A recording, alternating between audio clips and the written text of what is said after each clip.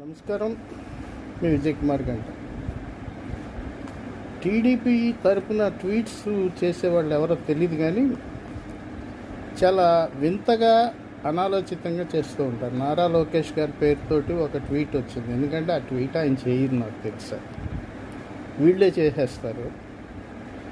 జగన్ గారు ప్లాస్టర్ తీసేశారు, గాయం కనపడలేదు అని. నిజానికి జగన్కి రాయి దాడి జరిగినప్పుడు విజయవాడలో మెరుగైన వైద్య చికిత్స తీసుకొచ్చినప్పుడు ఆయనకి ఆ గాయంతో చికిత్సతో పాటు ప్లాస్టిక్ సర్జరీ వైద్య నిపుణులు అక్కడ ఉన్నట్టుగా పత్రికల్లో వచ్చినాయి.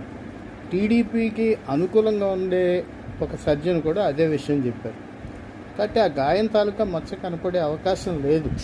ఇలాంటి అనుచిత విమర్శలు అంత మంచిది కాదేమో. ట్వీట్ చేసేవారి విషయంలో లోకేష్ జాగ్రత్తగా ఉండాలి.